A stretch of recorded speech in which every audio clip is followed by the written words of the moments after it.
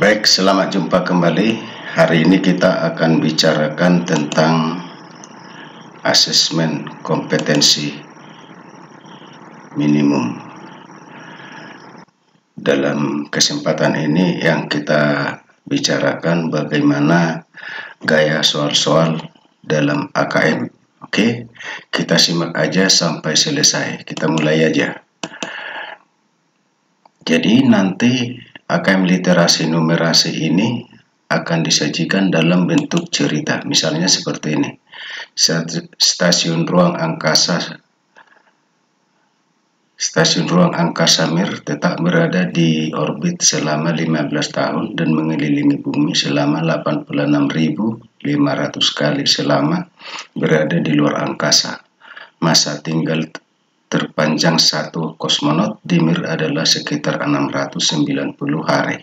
Nah, berdasarkan cerita ini dibuat soalnya seperti apa? Mari kita lihat. Kira-kira berapa kali kosmonot itu terbang mengelilingi bumi? Jadi kalau kita lihat ya, 15 tahun itu sama dengan 15 kali 365 hari. Berarti 5.475 hari. 5.475 hari tadi sama dengan 86.500 kali. Berarti 690 hari kita misalkan itu sama dengan X hari. Berarti kita buat sebagai perbandingan 5.475 per 690 sama dengan 86.500 per X. Berarti X-nya sama dengan, kalau ini kita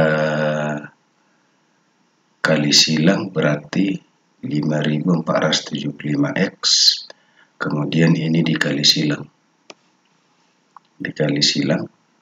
Baru berarti X-nya sama dengan 690 kali 86.500 dibagi 5.475.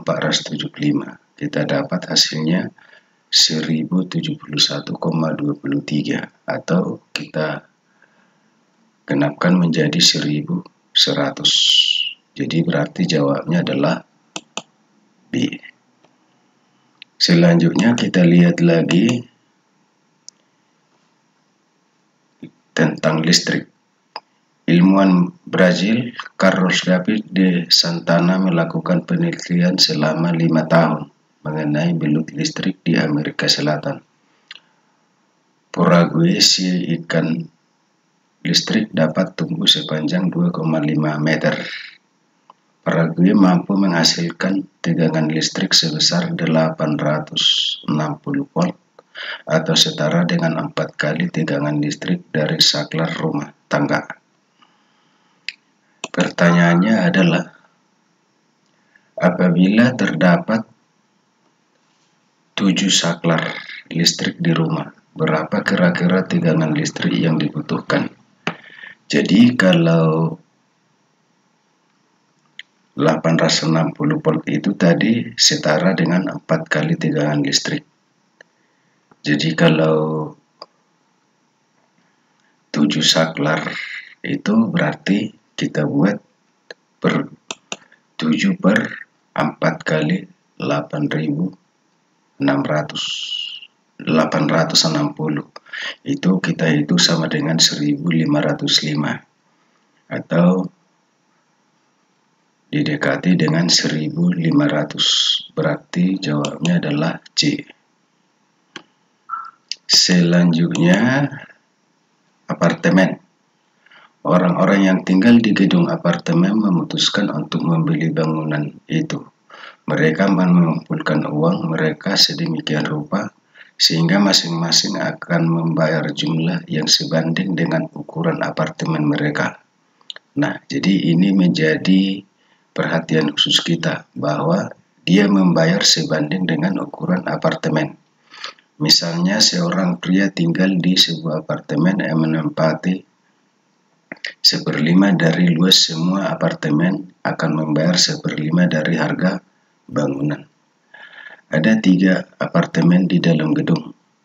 Yang terbesar adalah apartemen 1, luasnya adalah 95 meter kuadrat. Apartemen 2 dan 3 masing-masing 85 meter kuadrat dan 70 meter kuadrat. Harga jual untuk bangunan adalah 300.000 Z. Jadi harga keseluruhan bangunan itu maksudnya 300.000 Z. Pertanyaannya adalah berapa yang harus dibayar pemilik apartemen 1. Nah, jadi kita lihat sesuai dengan aturan yang ada di sini, ya. Ada perbandingan di sini. Maka kita jumlahkan dulu luas bangunan ini, baru 300.000 dibagi luas keseluruhan. Berarti jumlahnya 95 tambah 85 tambah 70 sama dengan 250 meter kuadrat. Jadi harga 1 meter kuadrat berarti 300.000 per 250 sama dengan 1.200 Z. Berarti harga apartemen pertama itu adalah 95 karena luasnya 95 kali 1.200 berarti 114.000 Z. Jadi berarti jawabnya adalah A. Kemudian kita lihat berikutnya, berapa yang harus dibayar pemilik apartemen kedua.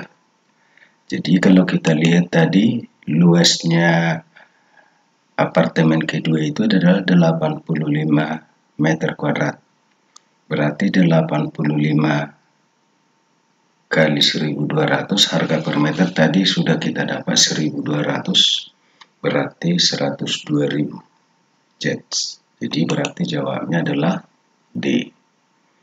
Selanjutnya kita lihat berikutnya, berapa yang harus dibayar pemilik apartemen ketiga. Apartemen ketiga tadi kita lihat adalah 70 meter kuadrat. Berarti kali 1.200 sama dengan 84.000 Z. Jadi berarti jawabnya adalah A. Nah, jadi setiap soal itu akan disajikan dengan terlebih dahulu membuat sebuah paragraf atau cerita. Kita lanjut berikutnya.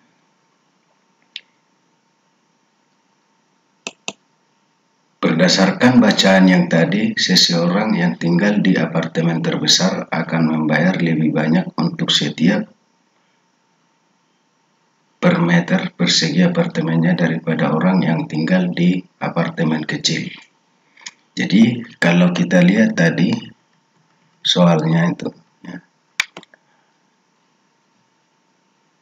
tidak diperdulikan dia apakah dia tinggal di apartemen pertama, kedua, atau ketiga. Tetapi dia katanya yang dibayar adalah sebanding dengan ukuran apartemen mereka.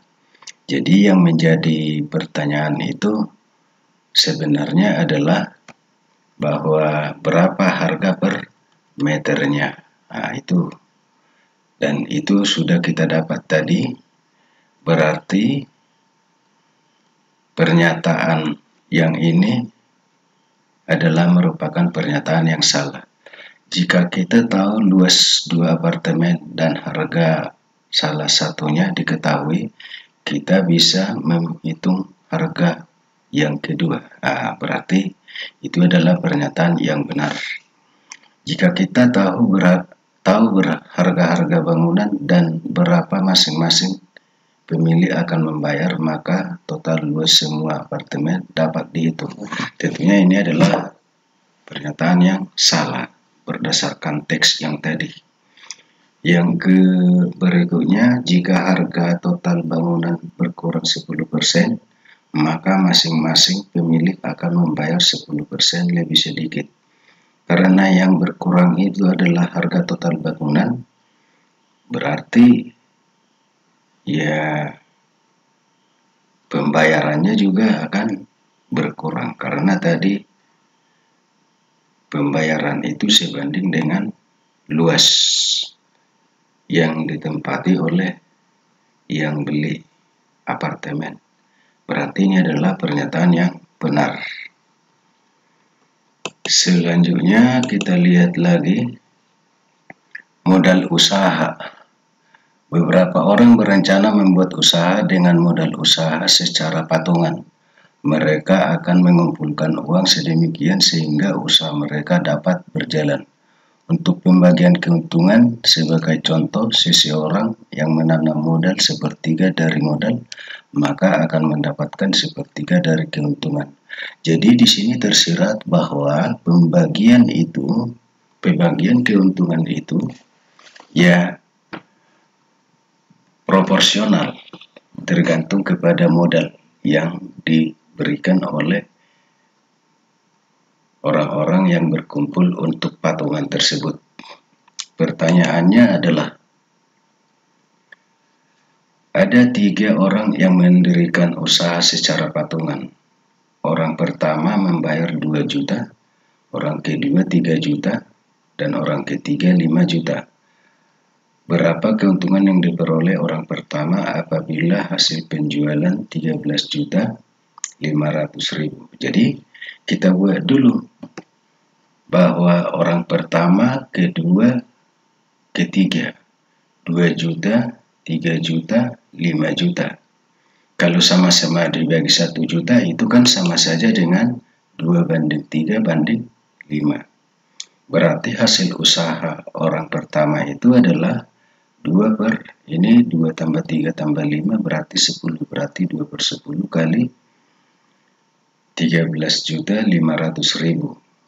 Setelah kita hitung, maka itu hasilnya adalah 2.700.000. Berarti untungnya 2.700.000 kurang 2 juta sama dengan 700.000. Nah, jadi begitu dia untung yang diperoleh orang pertama itu dengan modal 2 juta adalah 700.000. Selanjutnya berarti jawabnya adalah A. Selanjutnya ada tabel yang harus kita isi. Seseorang dengan modal besar akan mendapatkan keuntungan yang besar. Ya, sesuai dengan yang tadi yang ada di teks, bahwa dikatakan bahwa pembagian keuntungan adalah sebanding dengan modalnya, ya. Oke. Jadi berarti ini adalah pernyataan yang benar. Keuntungan adalah penjualan dikurangi modal. Nah, itu benar ya, keuntungan itu adalah penjualan dikurangi modal. Kemudian pembagian keuntungan akan dibagi rata. Jadi kalau kita baca tadi teksnya itu tidak dibagi rata, tetapi keuntungan itu proporsional, ya. Jadi keuntungan proporsional berarti itu tadi adalah merupakan pernyataan yang salah. Jika harga keuntungan terkena pajak 15%, maka keuntungan tiap orang berkurang sebesar 15%. Ya, berarti 15% 15/100 dari untung tadi yang diperoleh itu, ya. Jadi itu adalah pernyataan yang benar. Selanjutnya kita lihat lagi tentang koin.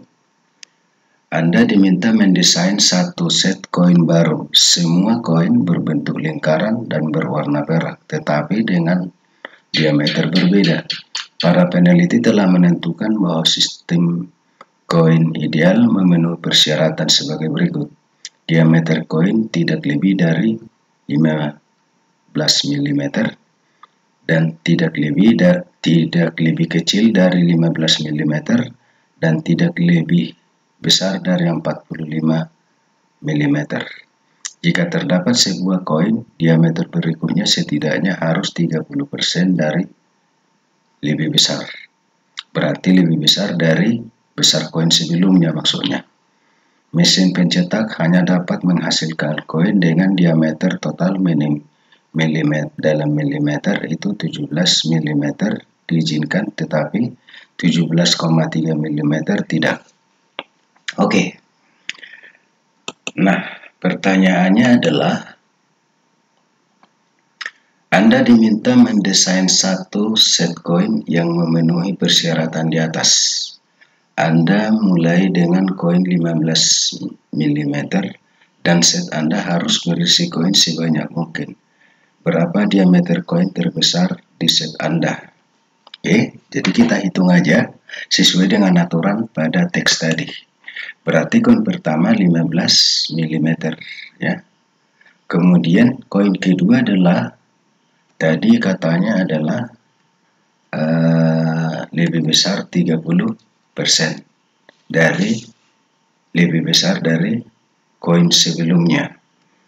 Berarti kita hitung koin kedua 30% tadi lebih besar, berarti dari 15 mm, berarti 100 tambah 30, 130 per 100 kali 15 sama dengan 19,5 mm, berarti 20 mm. Untuk koin ketiga adalah 10% tambah 30% per 100 kali 20. Jadi sebelumnya 20. Tadi ini sebelumnya 15, berarti 26 mm. Sedangkan koin keempat adalah 100 tambah 30% per 100 kali 26 sebelumnya. Berarti 33,38, berarti sama dengan 34 mm. Kemudian koin kelima itu 100 tambah 30 per 100 kali 34. Berarti sama dengan 44,2 mm atau didekati menjadi 44. Kenapa ke 44 kita buat? Karena di sini katanya hanya dapat menghasilkan koin ini tidak lebih dari 45 mm. Jadi berarti set kita hanya sampai ke 5 ya. Nah, itu tadi. Berarti yang terbesar adalah 44. Jadi jawabnya adalah E. Selanjutnya kita lihat lagi sepak takraw. Teknik dasar permainan sepak takraw adalah kelincahan dan kekuatan kaki. Karena pada saat pertandingan kita harus mampu meloncat, salto, dan menendang bola dengan baik. Selain itu, bila sepak takraw digunakan dari bahan khusus, biasanya menggunakan bahan dari fiber atau anyaman rotan yang ketentuannya sudah diatur oleh asosiasi sepak takraw. Untuk Anda yang ingin mengetahui berat bola sepak takraw, berikut ukurannya. Berat bola sepak takraw 160 sampai 160 sampai 180 gram. Jika terdapat sebuah bola, berat bola berikutnya setidaknya harus 2,5% lebih berat. Pembuatan bola hanya dapat membuat bola dengan berat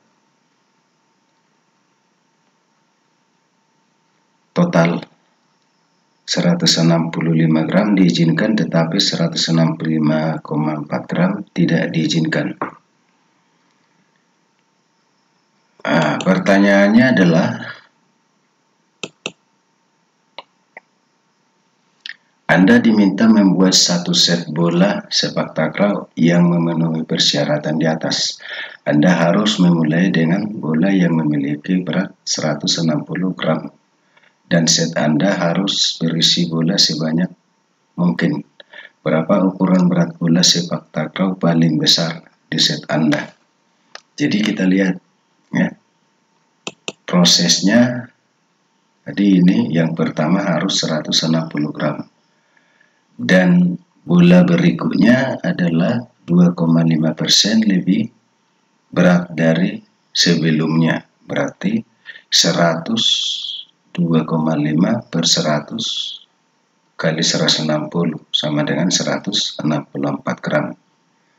Bola yang ketiga adalah 100 2,5 per 100 kali sebelumnya 164, berarti 168 gram. Terus bola keempat 102,5 per 100 kali 168 ini ya. Hasilnya sama dengan 172 gram. Bola kelima 102,5 per 100 kali 172 ini. Berarti 176. Sedangkan bola ke-6 adalah 102,5 per 100 kali sebelumnya 176 gram, maka 180 gram. Berarti jawabnya adalah E. Oke, selanjutnya kita lihat lagi rak buku.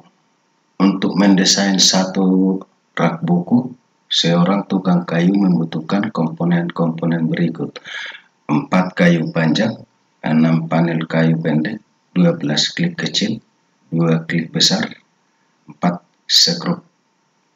Tukang kayu memiliki stok 26 panel kayu panjang, 33 panel kayu pendek, 200 klip kecil, 20 klip besar, dan 510 skrup. Pertanyaannya adalah, berapa banyak rak buku yang bisa dibuat oleh tukang kayu? Jadi kita hitung. Yang tersedia 26, yang dibutuhkan 4. Berarti untuk satu ya, berarti 26 per 4, 6,33 atau sama dengan 6. Kemudian kayu pendek yang tersedia adalah 33 dibagi yang dibutuhkan untuk satu rek 6. Berarti 33 per 6 sama dengan 5,5 didekati dengan 5. Kemudian klip kecil yang tersedia adalah 200, yang dibutuhkan 12. Berarti 200 dibagi 12, 18,66 atau sama dengan 18. Kemudian klip besar itu yang tersedia 20, yang dibutuhkan 2, berarti yang dibutuhkan 14 ya. Yang di klip besar yang dibutuhkan 2, yang tersedia 20, berarti 20 per 2 sama dengan 10. Kemudian sekrupnya yang tersedia 510, untuk satu rak buku dibutuhkan 14. Berarti 510 dibagi 14 sama dengan 36,2 atau sama dengan 36. Nah, berarti inilah hitungannya. Yang kita ambil adalah hitungan yang paling kecil, yaitu 5. Berarti jawabnya adalah A. Terus kita lihat lagi soal berikutnya, hand sanitizer. WHO mengeluarkan formula untuk membuat hand sanitizer sesuai standar dengan hasil akhir 10 liter. Untuk membuatnya ada beberapa bahan hand sanitizer yang Anda butuhkan. Dengan formula etanol 96% dibutuhkan 8.333 ml, hidrogen peroksida 3% dibutuhkan 417 ml, gliserin 98% dibutuhkan 145 ml, 1 liter air suling yang steril. Inilah bahan-bahannya untuk membuat sanitizer sesuai dengan formula ini. Maka pertanyaannya adalah, seseorang berencana membuat hand sanitizer. Dia membeli 50 liter etanol 96%, 30 liter hidrogen peroksida 3%, 10 liter gliserol 98%, dan 5 liter air suling. Berapa banyak sanitizer yang bisa dibuat? Oke, jadi kita hitung ya. Yang tersedia 50 liter, yang dibutuhkan 8.333 ml untuk satu sanitizer. Jadi berarti 50.000 dibagi 8.333 sama dengan 6. Kemudian yang tersedia hidrogen peroksida 30 liter, berarti 30.000 per paras 17 sama dengan 71. Kemudian yang tersedia gliserol 10 liter dibagi 145 berarti 23. Jadi 10.000 dibagi 145 sama dengan 23. Kemudian air suling yang tersedia 5, yang dibutuhkan 1 liter berarti 5 per 1 sama dengan 5. Berarti yang bisa terjadi itu adalah 5. Kita ambil yang paling kecil, berarti jawabnya adalah A. Oke. Selanjutnya kita lihat lagi zona waktu. Mark dari Sydney, Australia, dan Hans dari Berlin, Jerman sering berkomunikasi satu sama lain menggunakan obrolan di internet. Mereka harus menggunakan internet pada saat yang sama untuk mengobrol. Untuk menemukan waktu yang cocok untuk mengobrol, Mark menunjukkan waktu perbedaan di dunia. Nah, ini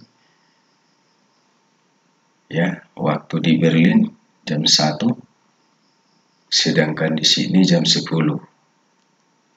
Pertanyaannya adalah perbedaan waktu antara Sydney dan Berlin. Jadi berarti 10 kurang 1 lah itu, ya kan? Berarti sama dengan 9 jam. Berarti jawabnya adalah E. Pertanyaan berikutnya, Mark dan Hans tidak mengobrol antara jam 9 dan 16.30 waktu setempat karena mereka harus pergi ke sekolah. Dari jam 23 sampai jam 7 waktu setempat mereka tidak akan dapat mengobrol karena tidur. Waktu yang tepat bagi Mark dan Hans untuk mengobrol adalah kapan?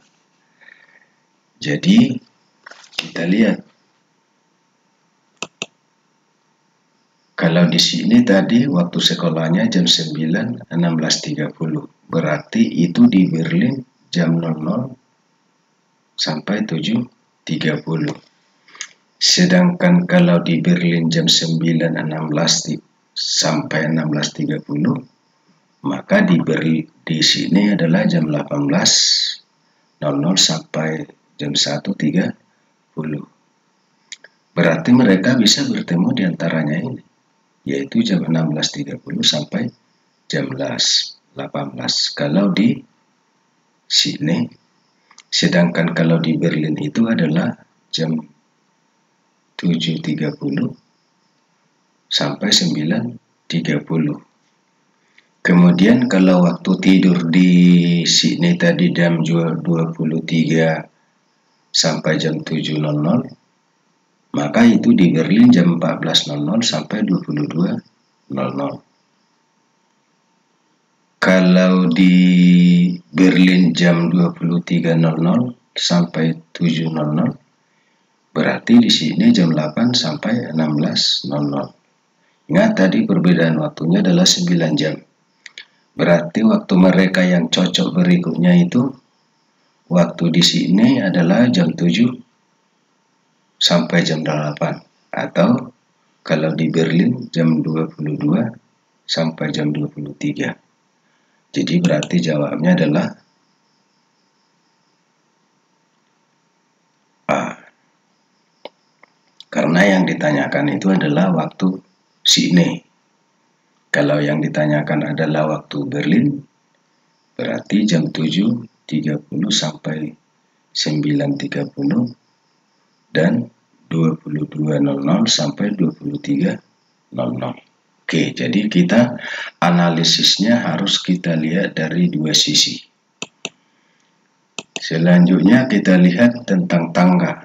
Gambar di bawah ini menggambarkan tangga dengan 14 anak tangga dan tinggi 252 meter. Jadi ini yang 252 cm. Nah, pertanyaannya adalah Berapa ketinggian masing-masing anak tangga dari 14 tangga tersebut? Tinggi keseluruhannya ini adalah 252 cm. Ada 14 anak tangga. Berarti 252 per 14 sama dengan 18. Berarti jawabnya adalah A. Selanjutnya kita lihat lagi panggung kotak. Robert membangun pola langkah menggunakan kotak. Ini adalah tahapan dia ikuti. Panggung pertama itu 1 kotak, panggung kedua itu 3 kotak, panggung ketiga itu adalah 6 kotak. Pertanyaannya adalah berapa banyak kotak yang dia gunakan untuk panggung keempat. Jadi ini sebenarnya adalah persoalan yang mudah. Kita segera selesaikan. Nah, yang pertama tadi ini, yang kedua 3 kotak, yang ketiga 6 kotak. Beri selisihnya ini 1 dengan 3, 3 kurang 1 sama dengan 2. 6 kurang 3 sama dengan 3. Berarti 2, 3, selisihnya sudah 1, berarti tambah 1, 4. Berarti panggung yang keempat adalah 4 tambah 6 sama dengan 10. Berarti jawabnya adalah A. Kemudian panggung lingkaran. Anton membuat panggung dengan pola lingkaran. Ini adalah 1, ini 5, ini 13 ya, 13 dan seterusnya. Pertanyaannya adalah berapa banyak lingkaran yang dia gunakan untuk panggung kelima. Nah, jadi kita hitung dulu. Ini pertama, kedua, ketiga, keempat ya. Yang ini sampai keempat 25 ya. Jadi selisihnya kalau kita lihat 5 kurang 1, 4. 13 kurang 5, 8. 25 kurang 13, 12. Jadi kita lihat 4, 8, 12. Tambah-tambah 4. Berarti kalau 12 tambah 4, 16. Berarti 16 tambah 25 sama dengan 41. Jadi jawabnya adalah A. Nah, selanjutnya kita lihat lagi Danau Toba. Selama libur Natal 2019 dan Tahun Baru 2020, kunjungan wisatawan ke Danau Toba meningkat. Bahkan selama 11 hari, wisatawan yang berkunjung mencapai 35.000 orang. Pertanyaannya adalah rata-rata wisatawan yang datang per hari selama musim liburan. Jadi tadi 35.000 ya dalam 11 hari. Berarti kalau per hari itu 35.000 dibagi 11. Berarti sama dengan 3.180. Berarti jawabnya adalah D. Selanjutnya kita lihat lagi. Direktur Utama Badan Otorita Danau Toba mengatakan angka kunjungan itu berdampak pada pendapatan anggaran daerah. Tercatat Samosir mendapat 212.494.000 selama 11 hari. Pertanyaannya berapa perkiraan pendapatan asli daerah Samosir per hari? Berarti karena jumlah keseluruhan dalam 11 hari 212.494.000, maka pendapatan per hari adalah 212.494.000 per 11, berarti 19 juta. Berarti jawabnya adalah B. Kemudian kita lihat lagi. Ima akan berbelanja buah di suatu toserba dengan membawa uang 50.000. Di toserba tersebut menyediakan 3 jenis buah, yaitu apel dengan harga Rp30.000 per kilogram, jeruk Rp25.000 per kilogram, dan melon Rp15.000 per kilogram. Pertanyaannya adalah berapa kilogram maksimum buah yang dapat dibeli? Jadi kita hitung. Ini lihat harganya 50.000, uangnya 50.000, apel 30.000, jeruk 25.000, melon 15.000. Jadi nggak mungkin dibelinya tiga-tiganya, harus dipilih. Karena kalau dipilih masing-masing 1 kilogram, berarti dia tidak akan bisa bawa pulang. Jadi kalau yang dibeli itu haruslah harga dengan paling murah, yaitu 50.000 per 15.000. Jadi itulah berat buah yang bisa dibawa, maksimal 3,4 kg. Berarti jawabnya adalah C. Pertanyaan selanjutnya, tentukan kemungkinan buah yang dapat dibeli jika seluruh uang habis dibelanjakan. Artinya kalau tadi dia belanja dengan uangnya 50.000, supaya persis habis berarti yang harus dibeli harus dibagi 25.000. Berarti 50.000 dibagi 25.000 sama dengan 2 kg. Berarti jeruk yang harus dibeli seberat 2 kg. Berarti yang harus dibeli adalah jeruk, ya.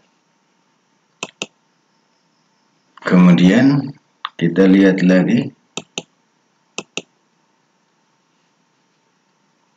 wacana tentang BBM. BBM berikut adalah daftar konsumsi BBM sepeda motor merek X. Tipe motor A 62,2 kg per liter. Tipe motor B 63 km per liter. Tipe C 52,9 km per liter. Tipe D 40,90 km per liter. Tipe E 50,70 km per liter. Tipe F 61,9 km per liter. Pertanyaannya adalah, jika setiap mobil berisi bensin sebanyak 3 liter, maka motor tipe manakah yang akan mencapai jarak terjauh?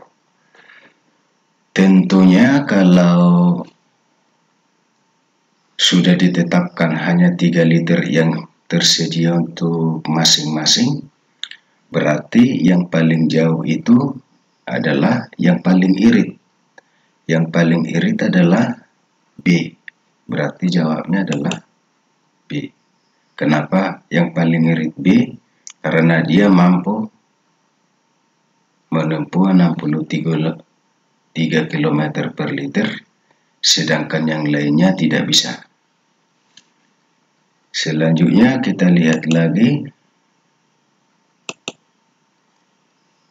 berkebun. Ibu bekerja sebagai penata tanaman. Saat ini ibu berencana menata tanaman bunga matahari dengan pola seperti pada gambar. Jadi ini yang pertama, kedua, ketiga, atau baris pertama, kedua, ketiga. Pertanyaannya adalah, banyaknya bunga matahari pada baris kelima kolom pertama. Baris kelima kolom pertama. Jadi ini tadi kolom pertama, ya.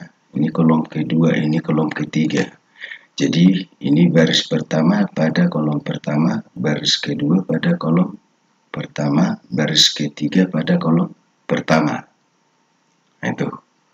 Kalau kita lihat berarti 1, 2, 4 ya. 1, 2, 4 berarti itu nanti menjadi yang ditanyakan adalah kolom kelima. Baris kelima kolom pertama ya.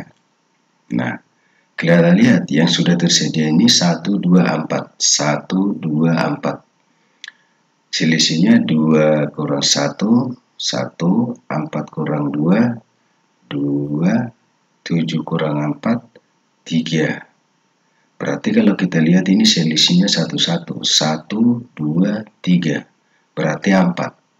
4 tambah 7 berarti sama dengan 11. Berarti jawabnya adalah E. Selanjutnya kita lihat lagi.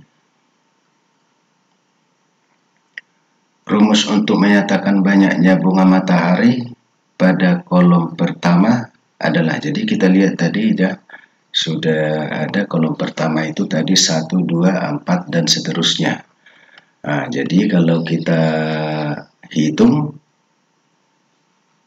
berarti tadi ini 1, 2, 4, 7, 11. Selisihnya masing-masing antara dua busuku yang berdekatan itu adalah 1, 2, 3, 4. Berarti ini bukan aritmatika. Kalau enggak aritmatika kita lanjutkan aja. Berarti 2 kurang 1, 1, 3 kurang 2, 1, 4 kurang 3, 1. Jadi di sini udah sama. Maka kita apakanlah rumus yang ini untuk menyelesaikan persoalan itu.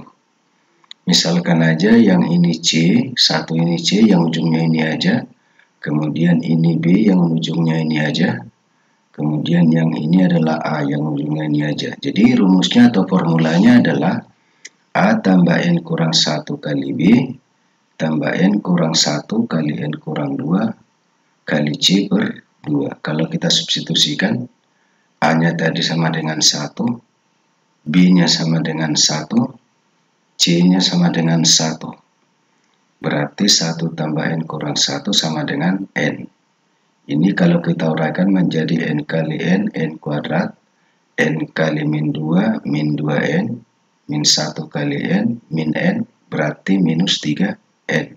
Min 1 kali min 2 sama dengan 2. Lalu kita samakan penyebutnya. Kalau kita samakan penyebutnya berarti 2N tambah N kuadrat kurang 3N tambah 2 per N per 2 ya, per 2. Berarti kalau N kuadrat per 2 setengah N kuadrat. Kalau 2N kurang 3N tadi min N dibagi 2 berarti min setengah N. Kemudian ini 2 dibagi 2 sama dengan 1. Berarti jawabnya adalah A. Selanjutnya kita lihat lagi lemari buku. Paman bekerja sebagai pembuat lemari buku. Dia biasa membuat lemari buku. Berdasarkan perhitungan satu rak buku dapat diisi oleh 18 buku dengan masing-masing buku memiliki ketebalan 24 mm. Pertanyaan pertamanya adalah, jika rak kedua akan diisi buku dengan ketebalan 27 mm, maka banyak buku yang dapat disimpan itu adalah, oke. Jadi kita misalkan banyak buku itu adalah X. Berarti X per 18 itu tadi di rak buku pertama. Berarti di sinilah itu sama dengan 24 ketebalannya dibagi dengan 27 ya ketebalannya.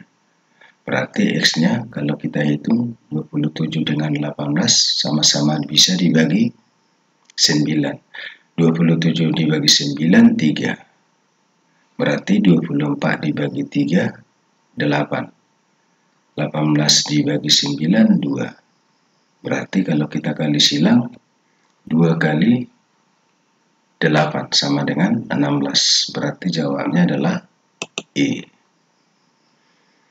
Selanjutnya kita lihat lagi bulan. Bulan merupakan satelit alami bumi, di mana bulan mengelilingi bumi pada bidang edar yang memiliki jarak rata-rata 384.403 km. Saat bulan beredar mengelilingi bumi, akan tampak perubahan bagian bulan yang terkena sinar matahari. Dampaknya bentuk bulan akan berubah-ubah saat dilihat dan ini disebut perubahan fase. Perubahan fase bulan membutuhkan waktu 29,5 hari. Nah, ini ceritanya. Nah, pertanyaannya adalah tentukan waktu yang dibutuhkan bulan dalam 5 kali mengorbit bumi. Nah, jadi tadi 29,5 kali 5 lah ya, berarti 147,5 hari. Berarti jawabnya adalah A. Selanjutnya kita lihat lagi tentang gedung.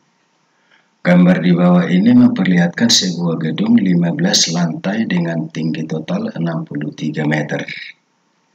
Pertanyaannya adalah berapa ketinggian setiap lantai gedung tersebut? Jadi tadi tinggi keseluruhan 63 meter ya di teks ini, dan ada 15 lantai. Berarti 65 dibagi 15 sama dengan 4,2 meter. Jadi tinggi satu lantai itu adalah 4,2 meter. Jadi jawabannya adalah A. Selanjutnya kita lihat lagi, jika setiap lantai gedung tersebut dibangun dengan biaya 450 juta, dana yang dihabiskan untuk membangun gedung yang ditanya. Nah, berarti tadi ada berapa lantai itu? Ada 15 lantai. Nah, berarti 15 kali 450 juta sama dengan 6.750 juta. Berarti jawabnya adalah A. Selanjutnya kita lihat lagi, jika setiap lantai dikunjungi oleh 55 orang per hari, berapa orang pengunjung dalam 1 minggu? Jadi tadi ada 15 lantai ya. Jadi berarti banyaknya pengunjung itu adalah 55 kali 15 tambah 7. 15 lantai tadi ya. 1 minggu itu adalah 7 hari. Berarti 5.775. Berarti jawabnya adalah A.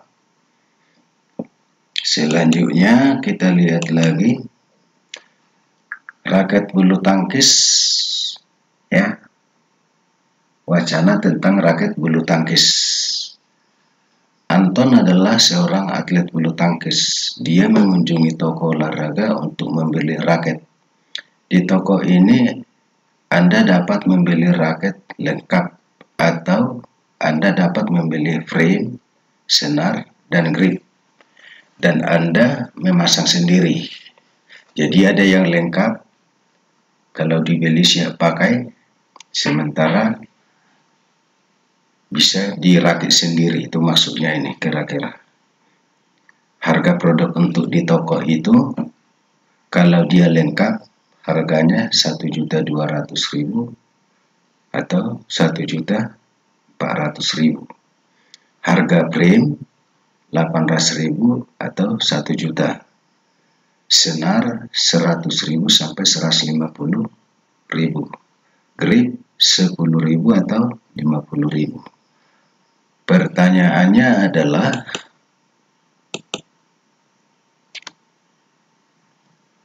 Anton ingin merakit raketnya sendiri. Berapa harga minimum di toko ini?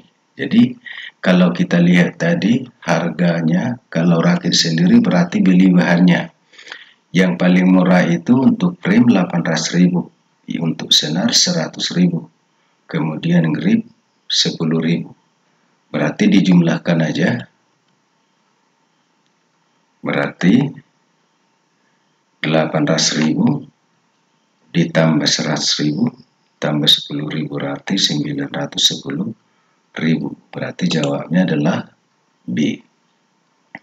Selanjutnya kita lihat Anton ingin merakit-rakitnya sendiri. Berapa harga maksimum di toko ini untuk rakit-rakitannya? Jadi kalau kita lihat tadi tabelnya, ini yang paling mahal itu 1 juta untuk frame, sedangkan senar 150.000, kemudian grip 50.000. Berarti ini kita jumlahkan aja ya. Kalau kita jumlahkan,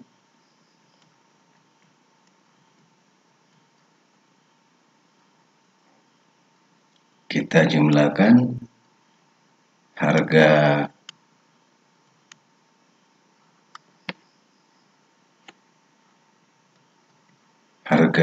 maksimumnya 1.150.000 tambah 50.000 berarti 1.200.000. Berarti jawabnya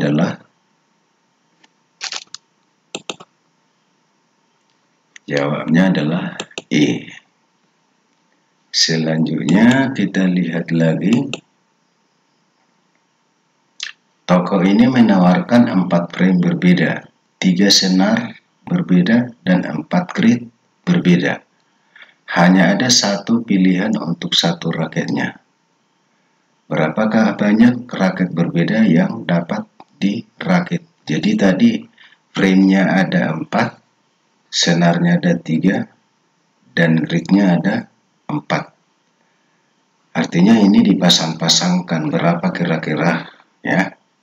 Jadi kita pakai aja rumus yang kita pakai dengan kita pelajari di teori peluang, yaitu N1 kali N2 kali N3.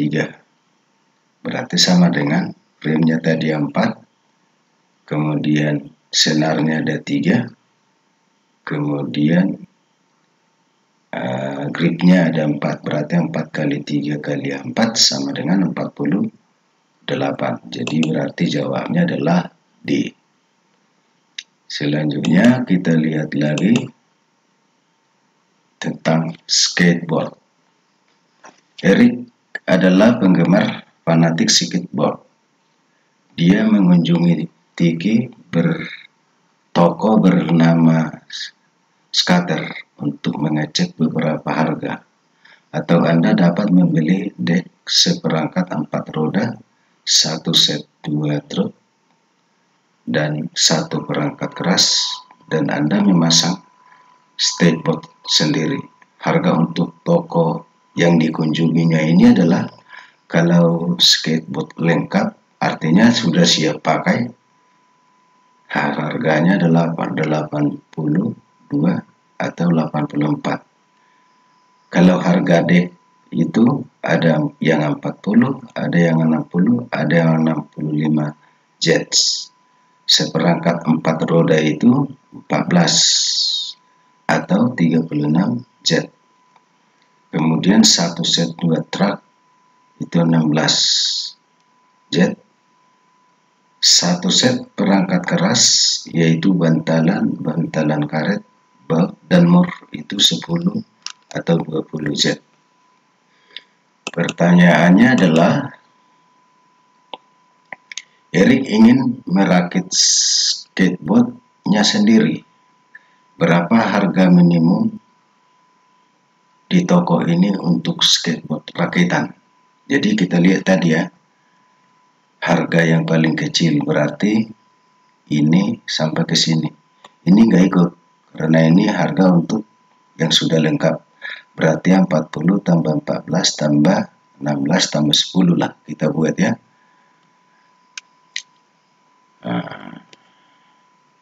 Berarti 40 tambah 14 tambah 16 tambah 10 sama dengan 80 jet. Berarti jawabnya adalah A. Selanjutnya kita lihat lagi. Erik ingin merakit skateboardnya sendiri. Berapa harga minimum, berapa harga maksimum untuk skater rakitannya. Oke, jadi kita lihat tadi ya tabelnya. Harga yang paling mahal itu 65 Z untuk dek, sedangkan seperangkat 4 roda 36 Z. Kemudian satu set 2 truk itu 16 Z. Satu set perangkat keras yaitu bantalan karet bak dan mor itu adalah 20 Z. Jadi ini aja kita tambahkan 65 tambah 36 tambah 16 tambah 20. Begitu dia caranya ya. Jadi kita coba hitung berapa hasilnya ya. Ini tadi yang nomor 40. Yang ditanya yang maksimum. Berarti 65 tambah 36 tambah 16 tambah 20. Hasilnya 135. Berarti jawabnya adalah A. Selanjutnya kita lihat lagi. Toko ini menawarkan 3 dek berbeda, 2 set roda berbeda, dan 2 set perangkat keras berbeda.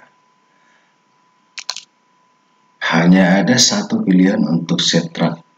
Berapa banyak stacked board berbeda yang dapat dirakit oleh Erik? Jadi yang tersedia tadi 3 dek, 2 set roda, 2 set perangkat keras berbeda. Nah, berarti ini maksudnya dipasang-pasangkan lain, kan begitu. Jadi tadi kita pasang, rumusnya adalah N1 kali N2 kali N3. Berarti 3 kali 2 kali 2 sama dengan 12. Berarti jawabnya adalah A. Selanjutnya kita lihat lagi peternakan ikan ayah. Peternakan ikan ya. Ayah memiliki usaha peternakan ikan. Ia menggunakan metode budidaya ikan yang dikenal dengan istilah sistem polikultur. Menurut sistem polikultur, pada satu kolam dapat dipelihara 2 jenis ikan. Jenis ikan yang dapat dibudidayakan dengan sistem polikultur adalah ikan mas dan ikan nila. Di bawah ini Anda akan melihat diagram di mana Anda dapat melihat banyaknya ikan mas dan ikan nila dalam satu kolom. Jadi kalau yang ini adalah untuk ikan mas, yang kali ini, yang tanda ini, angka ini 0 ini, AO ini adalah untuk nila. Jadi yang pertama kita lihat di sini ya, 1, ini 2, 4, ini 2, 4, 6, 8, 9. Ini untuk ikan mas. Sedangkan untuk ikan nila ini 2, 4, 6. Ini berapa ini ya? Ini 3 kali 3 ya, 9. Ini berapa ini? 1, 2, 3, 4, 5, 6, 7, 8, 9. Kali 2, 18. Ya. Oke, itulah teksnya. Pertanyaannya adalah rumus untuk menentukan perkembangan ikan mas adalah, jadi tadi sudah kita hitung ya, sudah kita hitung ikan itu adalah 149. Jadi kalau kita lihat ini 1 ini adalah 1 pangkat 2, 4 2 pangkat 2, berarti ini 9 3 pangkat 2. Ya, berarti dapat kita simpulkan rumusnya adalah N pangkat 2. Jadi jawabnya adalah A. Selanjutnya kita lihat lagi rumus untuk menentukan perkembangan ikan nila. Ikan nila tadi ya adalah 6, 12, 18. Berarti kalau kita lihat ini 1 kali 6. Ini 2 kali 6. Ini 3 kali 6. Berarti bisa kita buat adalah 6N. Berarti jawabnya adalah E. Selanjutnya kita lihat lagi. Misalnya ayah ingin membuat kolam yang jauh lebih besar. Ketika ayah membuat kolam yang lebih besar, atau manakah yang akan meningkat lebih cepat, jumlah ikan mas atau ikan nila? Jadi rumusnya tadi sudah kita dapat. Kalau ikan mas ini tadi 149, rumusnya adalah N pangkat 2. Ikan nila 6N, ya. 6, 12, dan seterusnya, berarti 6N. Nah, berarti kalau kita lihat, ya, kalau kita